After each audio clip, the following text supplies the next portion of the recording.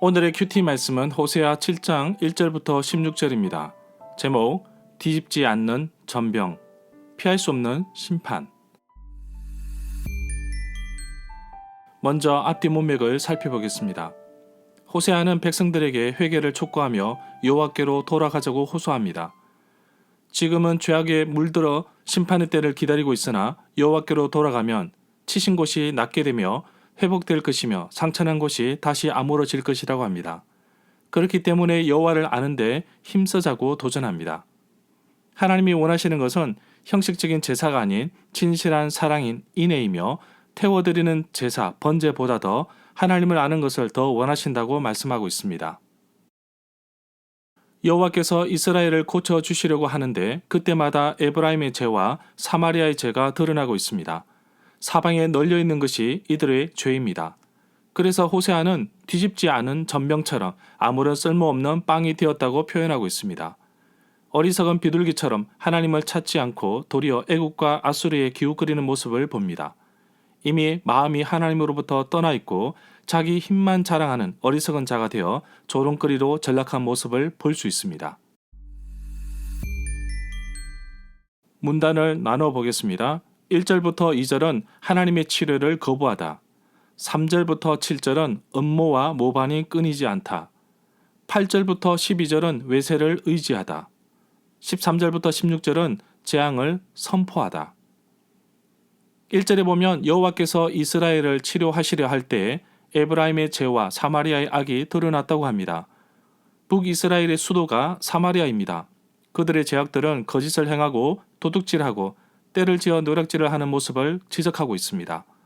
문장의 핵심은 여호와께서는 끝까지 이스라엘이 돌아오기를 바라시며 회복하기를 원하시고 계신다는 사실입니다.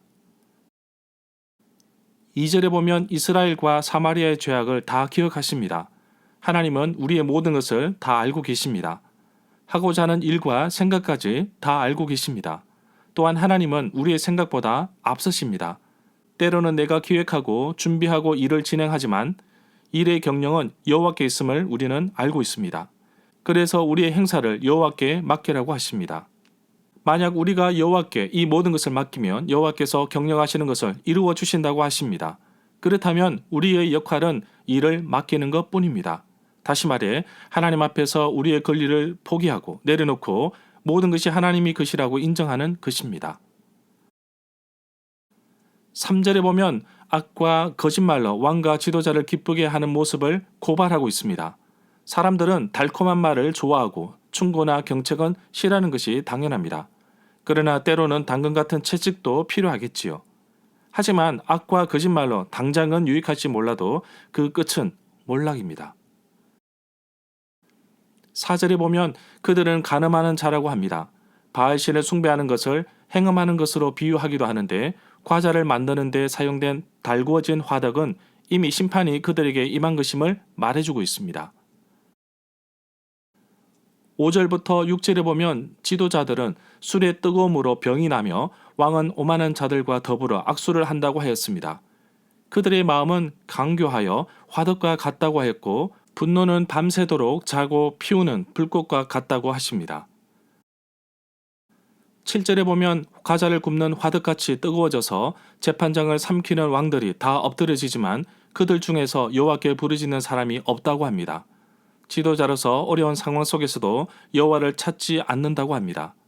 특히 영적인 지도자들은 늘 하나님의 뜻을 묻고 인도하심을 받아야 합니다. 8절에 보면 에브라임이 여러 민족 가운데 혼합되었는데 이를 두고 뒤집지 않은 전병이라고 하였습니다. 영토 가운데 북부와 동부를 빼앗겼습니다. 열방에 혼합된 반죽의 비유를 8절부터 9절에서 잘 설명하고 있습니다. 아무도 뒤집지 않는 타버린 둥글고 납작한 전병의 비유는 나라의 상황을 잘 묘사합니다. 백발의 노쇠한 노인의 비유도 동일합니다. 뒤집지 않는 전병을 반쯤 구운 빵 조각으로 비유적으로 이스라엘이 하나님을 섬기는 데 적합하지 못하다는 의미로 볼 수 있습니다.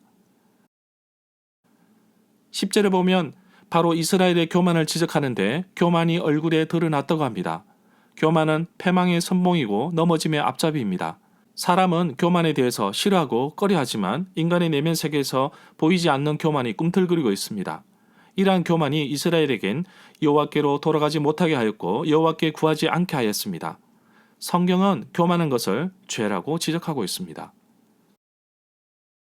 11절에 보면 에브라임이 어리석은 비둘기 같이 지혜가 없다고 합니다. 그래서 애굽을 향하여 부르짖고 아수르로 간다고 하는데 실제 역사적인 사건을 토대로 경고하고 있습니다. 이스라엘의 가장 큰 잘못은 자기들의 참되신 주님을 알려고 하지 않았습니다. 실제로는 이 하나님이 세계 강대국들 뒤에 계시고 어리석은 비둘기는 마침내 이 하나님의 거물에 걸리게 됩니다.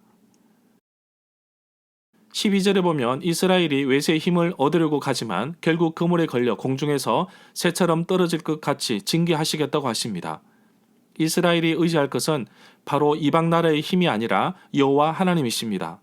어쩌면 이스라엘은 이것을 알면서도 여호와를 찾지 않고 구하지 않았던 것 같습니다. 성경은 이것을 두고 교만이라고 지적하고 있습니다. 13절에 보면 재난을 선포하시는데 화 있을진저, 패망할진저 라는 강한 어조를 사용하십니다. 그들이 그릇 행하여 갔고 또 범죄하였습니다. 여호와께서 이스라엘을 건져 주시려고 했으나 그들이 나를 거스려 거짓을 구하였습니다. 14절에 보면 그럼에도 불구하고 이스라엘은 여호와를 거역하였습니다. 진심으로 부르지 않았습니다. 곡식과 포도주는 자기들의 생계 문제를 비유적으로 설명한 것인데 가나안 신들이 해결해 줄 것을 기대했기 때문으로 봅니다. 결국 이스라엘은 스스로 멸망을 불러온 것입니다.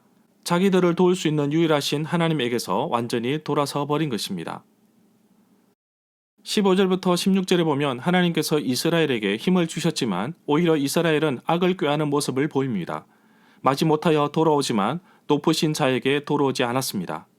속이는 활과 같고 지도자들은 거친 말로 인해 전쟁에서 죽게 되는데 이것이 애굽 땅에서 조롱거리가 될 정도로 이스라엘의 교만과 지혜 없음을 지적하고 있습니다. 속이는 활은 느슨한 활로 번역할 수 있는데 이것이 무슨 뜻인지 명확하지 않습니다. 16절 끝부분은 애굽에서 사로잡혀 가거나 애굽에서 죽는 것을 말한다고 봅니다. 절마다 상세한 설명과 구절, 해석, 핵심 내용과 중심 줄거리는 네이버 블로그에 올려져 있습니다. 내게 주시는 교훈입니다. 속이는 활처럼 똑바로 날아가는 것 같으나 실제로는 벗어나는 것이 바로 죄가 아닐까요? 죄라는 단어 어원이 관역에서 빗나가는 것을 의미하는데 하나님께로 돌아오지 않고 또한 하나님께서 건져 주시려고 내민 손길마저 뿌리치는 교만의 모습을 잘 보여주고 있습니다. 그러한 이유는 농경 사회에 접어든 이스라엘이 바알을 숭배하며 여호와 하나님보다 풍요의 신을 더 따르게 된 현상이 그들의 삶에 지속적으로 묻어나기 때문입니다.